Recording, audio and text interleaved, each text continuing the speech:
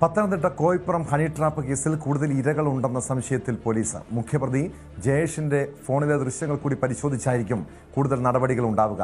ഭാര്യ രശ്മിയുടെ ഫോണിൽ നിന്നും യുവാക്കളെ മർദ്ദിക്കുന്ന ദൃശ്യങ്ങൾ പോലീസിന് ലഭിച്ചു.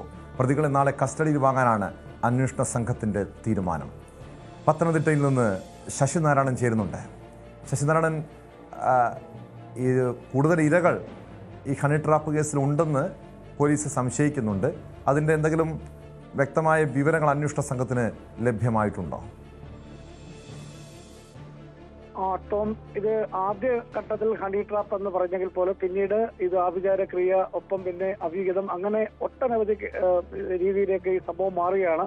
എന്തായാലും ഈ ഹണി ട്രാപ്പിൽ പെടുത്തിയാണ് രണ്ട് യുവാക്കളെ ആദ്യഘട്ടത്തിൽ ഈ വീട്ടിലെത്തിക്കുകയും അവരെ ക്രൂരമായി മർദ്ദിക്കുകയും ജനനേന്ദ്രിയത്തിൽ ചാപ്പിളടിക്കുകയൊക്കെ ചെയ്തത്. എന്തായാലും ഈ യുവാക്കൾ പിന്നീട് പരാതി കൊടുത്തതിന് ശേഷമാണ് ഈ പ്രതികളായ മാരാമൺ സ്വദേശികളായ ജയേഷിനെയും രശ്മിയെയും പോലീസ് അറസ്റ്റ് ചെയ്തിട്ടുള്ളത്. എന്തായാലും ഇന്നലെ ആ വീട്ടിലെത്തിച്ച് ഇവരെ തെളിവെടുക്കുകയും ചെയ്തു.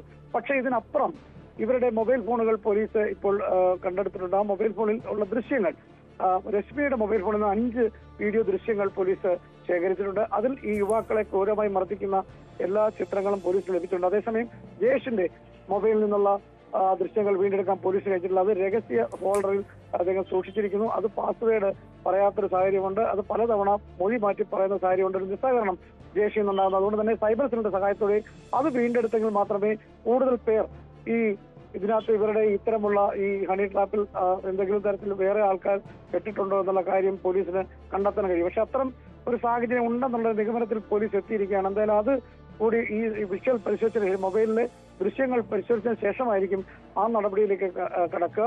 എന്തായാലും വലിയ ക്രൂരമായ പീഡനമാണ് ഈ 2 യുവാക്കളും നേരിടേണ്ടി വന്നത്. ആദ്യഘട്ടത്തിൽ ഈ ജയേഷിന്റെ സുഹൃത്തുക്കളാണ് ഈ 2 പേരും ആലപ്പുഴ സ്വദേശിയും റാന്നി സ്വദേശിയും. പിന്നെ ജയേഷ് തിരുവോണ ദിവസമാണ് റാന്നി സ്വദേശിയായ യുവാനെ വീട്ടിൽ വിളിച്ചു വരുത്തുന്നത്. അന്നാണ് ഈ ക്രൂരമായ മർദ്ദനം റാന്നി സ്വദേശിക്ക് ഏൽക്കേണ്ടി വരുന്നത്. വലിയ പീഡനമാണ് രശ്മിയും ജയേഷും ഈ യുവാവിനെ വലിയ കെട്ടിത്തൂക്കിയിട്ടൊക്കെ മർദ്ദിക്കുന്ന സാഹചര്യം ഉണ്ടാവുകയൊക്കെ ചെയ്തത്. പക്ഷേ അത് പിന്നീട് പറയാതിരുന്നത് എന്ന് പറയുന്ന കാരണം ഈ ഒരുപക്ഷെ മാനക്കേട് ഓർത്താണ് ഇവർ പറയാതിരുന്നത്. പക്ഷെ പോലീസ് പിന്നീട് ആശുപത്രിയിലുള്ള വിവരങ്ങളൊക്കെ ശേഖരിച്ചാണ് പോലീസ് ഈ കേസുമായി ബന്ധപ്പെട്ട് മുന്നോട്ട് പോവുകയും റാന്നി സ്വദേശി മൊഴി മാറ്റി പറയുകയൊക്കെ ചെയ്തു. ഇവരുടെ ഭീഷണിയെ തുടർന്ന് മൊഴി മാറ്റി പറയുകയൊക്കെ ചെയ്തു. പക്ഷെ അതിനുശേഷം പോലീസ് നടത്തിയ ഒരു അന്വേഷണത്തിന്റെ ഫലമായിട്ടാണ് ഈ 2 പ്രതികളെ ഈ ജയേഷിനെയും രശ്മിയെയും പോലീസിനെ അറസ്റ്റ് ചെയ്യാൻ കഴിഞ്ഞത്. പക്ഷെ ഇതുപോലെ തന്ത്രപരമായ എന്തെങ്കിലും കാര്യങ്ങൾ ഇവരെ ഈ ചിത്രങ്ങൾ പകർത്തിയതിനകത്ത് ഇതേപോലെ സമാനമായ രീതിയിൽ ഇത്തരത്തിൽ വീട്ടിൽ ആളുകളെ കൊണ്ടുവന്ന് യുവാക്കളെ കൊണ്ടുവന്ന് ഭീഷണിപ്പെടുത്തി പണവോ അതുപോലെ തന്നെ മൊബൈൽ അത്തരമുള്ള കാര്യങ്ങൾ തട്ടിയെടുക്കുന്ന സാഹചര്യം ഉണ്ടായിട്ടുണ്ടോ എന്നുള്ള കാര്യം ഈ ജയേഷിന്റെ ഫോണിൽ നിന്നുള്ള ദൃശ്യങ്ങൾ കൂടി കിട്ടിയതിനു ശേഷം അത് കൂടുതൽ മനസ്സിലാക്കുക. 2 പേരുടെ പരാതി കൂടി ഉണ്ടെന്ന് പറഞ്ഞു. പക്ഷെ അവർ ഇതുവരെ പോലീസിന് വന്ന് മൊഴി നൽകാൻ തയ്യാറായിട്ടില്ല. പക്ഷെ അത്തരം കാര്യങ്ങൾ കൂടി ജയേഷിന്റെ മൊബൈൽ ഫോണിലെ ദൃശ്യങ്ങൾ പരിശോധിച്ച ശേഷമായിരിക്കും അത് കണ്ടെത്താൻ കഴിയുക. അതിനുള്ള നീക്കത്തിലാണ് പോലീസ്. എന്തായാലും അവരെ ഇപ്പോൾ റിമാൻഡിലാണ്. അവരെ കസ്റ്റഡി അപേക്ഷ നാളെ നൽകും. അതിനുശേഷം കൂടുതൽ വിശദീകരണമായ ചോദ്യം ചെയ്യലുണ്ടാവും. പിന്നീടായിരിക്കും മറ്റു നടപടിയിലേക്ക് പോലീസ് പോകും. തീർച്ചയായും ശശിനാരായണൻ, ഈ കേസിൽ കൂടുതൽ ഇരകളുണ്ടെന്ന് പോലീസ് സംശയിക്കുന്നുണ്ട്. കേസിൽ കൂടുതൽ പേർക്ക് പങ്കുണ്ടോ, കൂടുതൽ പ്രതികളുണ്ടോ? കാരണം നിലവിൽ ജയേഷും ഭാര്യ രശ്മിക്കുമെതിരെയാണ് തെളിവുകളുള്ളത്.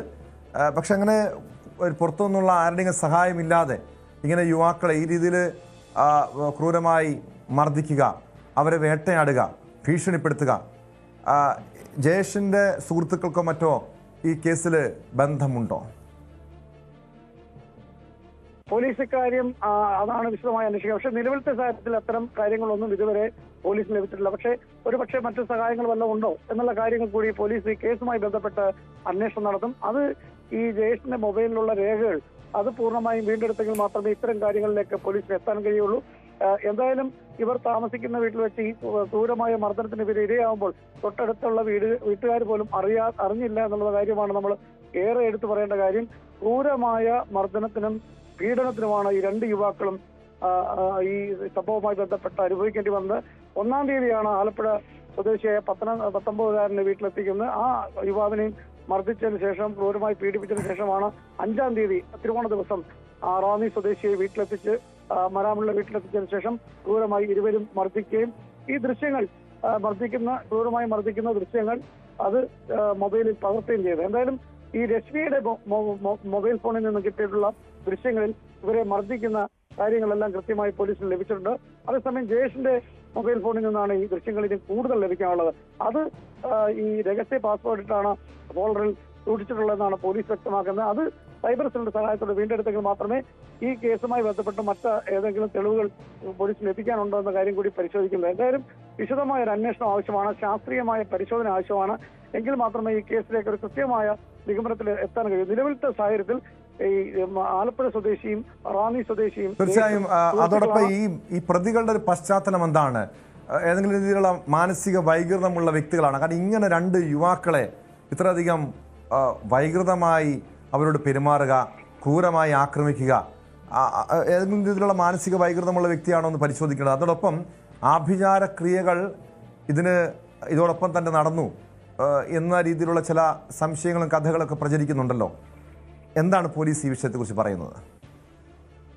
ടോം ചോദിച്ച ചോദ്യം പ്രധാനമാണ്. കാരണം ഈ മർദ്ദനമേറ്റ റാന്നി സ്വദേശിയുമായി നമ്മൾ സംസാരിച്ചപ്പോൾ അയാൾ പറയുന്ന ഇവരെ ഈ റാന്നി സ്വദേശിയെ കെട്ടിത്തൂക്കിയിട്ട് മർദ്ദിക്കുന്ന സമയത്ത് ഇരുമ്പ് വടി കൊണ്ട് അടിക്കുന്ന സമയത്ത് രക്തം പുറത്തേക്ക് വരുമ്പോഴൊക്കെ ഈ രശ്മിയും ഈ ജയേഷും വളരെ ആഹ്ലാദപരമായി ചിരിക്കുകയും അട്ടഹസിക്കുകയും ചെയ്യുന്നു എന്നൊരു കാര്യം ഈ റാന്നി സ്വദേശി വ്യക്തമാക്കിയിട്ട് ഒപ്പം ജയേഷിന്റെ മരിച്ചുപോയ അച്ഛൻ ശരീരത്ത് കൂടി ദേഹത്ത് ബാധ കൂടിയ രീതിയിലാണ് ആ സമയത്ത് ആക്രോശിക്കുകയും രശ്മി ഈ ജയേഷിനെ അച്ഛ എന്ന് വിളിക്കുകയൊക്കെ ചെയ്യുന്നു എന്നുള്ള കാര്യമാണ് റാന്നി സ്വദേശി പറയുന്നത്. വലിയ ഭീകരമായ ഒരു അന്തരീക്ഷമായിരുന്നു ആ സമയത്തുണ്ടായിരുന്നത്.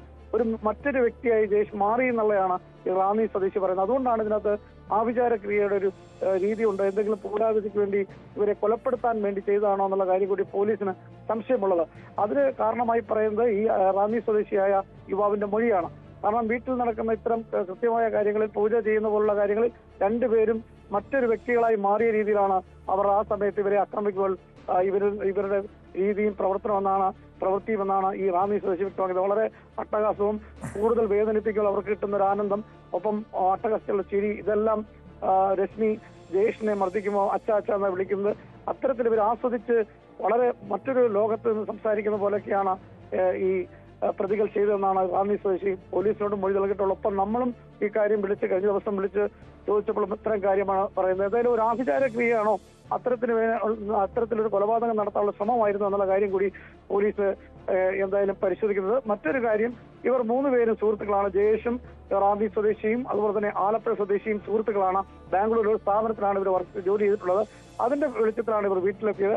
പക്ഷേ നിലവിൽ രശ്മിയുടെ ചില ഫോട്ടോകൾ റാന്നി സ്വദേശിയുടെ മൊബൈൽ ഫോണിൽ കണ്ടതാണ് ഈ ജയേഷിനെ പ്രകോപനമാക്കാൻ കാരണം. അങ്ങനെ തന്ത്രപൂർവ്വം വീട്ടിൽ വിളിച്ചു വരുത്തി ജയേഷിനെ മർദ്ദിക്കുകയായിരുന്നു എന്നുള്ള കാര്യം കൂടി ഇതിനകത്ത് എടുത്തു പറയേണ്ട കാര്യമാണ്. എന്തായാലും രശ്മിയും ജയേഷും ചേർന്നാണ് ഈ രണ്ട് യുവാക്കളെയും മർദ്ദിക്കുന്നത്. ഈ ആലപ്പുഴ സ്വദേശിയായ യുവാവിനെ വീട്ടിലെത്തിച്ച് മർദ്ദിച്ചതിന് ശേഷം പുറത്തു പറഞ്ഞാൽ കൊന്നുകളയുമെന്ന് പറഞ്ഞു. ഇവരെ മർദ്ദിച്ചതിന് ശേഷം ഈ പ്രതികൾ തന്നാണ് ഈ രണ്ട് യുവാക്കളെയും തൊട്ടടുത്ത ജംഗ്ഷനിൽ കൊണ്ട് ഉപേക്ഷിച്ചിട്ട് പോകുന്നത്. എന്തായാലും വളരെ ക്രൂരമായ ഒരു പീഡനം ഈ രണ്ടുപേർക്കും അനുഭവിക്കേണ്ടി വന്നു. സമാനമായ രീതിയിൽ മറ്റാൾക്കെങ്കിലും ഇതിൽ പങ്കുണ്ടോ എന്നുള്ള കാര്യം, ഇതേ സമാനമായ രീതിയിൽ ഇത്തരം മർദ്ദനം ഏറ്റിട്ടുണ്ടോ എന്നുള്ള കാര്യമാണ് പോലീസ് പ്രധാനമായും അന്വേഷിക്കുന്നത്. കാരണം ഒരു സൈക്കോ മൈൻഡുള്ള, അതായത് മാനസിക വൈകല്യമുള്ള ആളുകളാണ്, അതായത് ഒരു മാനസിക വൈകൃതമുള്ള പ്രതികളാണ് എന്നുള്ളതാണ് പോലീസ് വ്യക്തമാക്കുന്നത്. അത്തരം കാര്യങ്ങൾ, അതായത് അവിചാര ക്രിയയാണോ അതോ ഇനിയും അതല്ല ഹണി ട്രാപ്പാണോ മറ്റ് അവിഹിതമാണോ എന്നുള്ള കാര്യങ്ങളിൽ 3 കാര്യങ്ങൾ ഒരു സംശയത്തിന്റെ നിലയിൽ പോലീസിന് മുന്നിൽ നിൽക്കുന്നുണ്ട്. എന്തായാലും അതിൽ എത്തിച്ചേരുക എന്ന് പറയുന്നത് ഇനിയും ജയേഷിനെ കൃത്യമായി ചോദ്യം ചെയ്യേണ്ടി വരും. ആ ചോദ്യം ചെയ്തതിന് ശേഷമായിരിക്കും, ഒന്നുകൂടെ ചോദ്യം ചെയ്തതിനു ശേഷം കൂടുതൽ മൊഴിയെടുക്കേണ്ടതായി വരും. രണ്ടാമത്തെ കാര്യം, ഈ പ്രതികളെ വീണ്ടും മൊഴിയെടുക്കാനായി പോലീസ് വിളിക്കാൻ തയ്യാറായിട്ടുണ്ട്. ആലപ്പുഴ സ്വദേശിയിൽ നിന്ന് ഓയിപ്പുറം പോലീസ് സ്റ്റേഷനിൽ വിളിച്ച് പോലീസ് മൊഴിയെടുക്കുകയും ചെയ്തിട്ടുണ്ട്. അത്തരത്തിൽ പോലീസ് ഈ കേസുമായി ബന്ധപ്പെട്ട് വിശദമായ ഒരു അന്വേഷണം നടന്നിട്ടുണ്ട്. സമാനമായ രീതിയിൽ ഇവർ വീട്ടിൽ വിളിച്ചുകൊണ്ടുവന്ന് യുവാക്കളെ മർദ്ദിച്ച് പണം തട്ടിയിട്ടുണ്ടോ എന്നുള്ള കാര്യം കൂടി പോലീസ് അന്വേഷിക്കുകയാണ്. എന്തായാലും ഈ ദൃശ്യങ്ങൾ കിട്ടിയതിനു ശേഷമായിരിക്കും ഇത്തരം കാര്യങ്ങളിലേക്ക് പോലീസ് നീങ്ങുക. നിലവിലത്തെ സാഹചര്യത്തിൽ അയൽക്കാർക്ക് പോലും തൊട്ട് വീട്ടിൽ ഈ ജയേഷിന്റെയും രശ്മിയുടെയും വീട്ടിൽ ചുറ്റും താമസിക്കുന്ന ആളുകൾക്ക് പോലും ഇവരെ കുറിച്ച് അഭിപ്രായമില്ല എന്നൊരു കാര്യമാണ് വലിയ എടുത്തു പറയേണ്ട കാര്യം. സുഹൃത്തുക്കളായിരുന്നു 3 പേരും എന്നുള്ളതാണ് നമുക്ക് പറയാൻ കഴിയുന്നത്. അതുകൊണ്ടാണ് റാന്നി സ്വദേശിയും ഈ ആലപ്പുഴ സ്വദേശിയും വ്യക്തമാണ്. ശശി നാരായണനാണ് വിവരങ്ങൾ നൽകിയത്. പത്തനംതിട്ടയില് ഹണി ട്രാപ്പ് കേസിൽ കൂടുതൽ പേർ ഇരകളായിട്ടുണ്ടോ എന്ന സംശയത്തിലാണ് പോലീസ്. മുഖ്യപ്രതിയായിട്ടുള്ള ജയേഷിന്റെ ഫോണിലെ ദൃശ്യങ്ങൾ പരിശോധിച്ചാൽ ഇതുമായി ബന്ധപ്പെട്ട കൂടുതൽ തെളിവുകൾ ലഭിക്കുമെന്നാണ്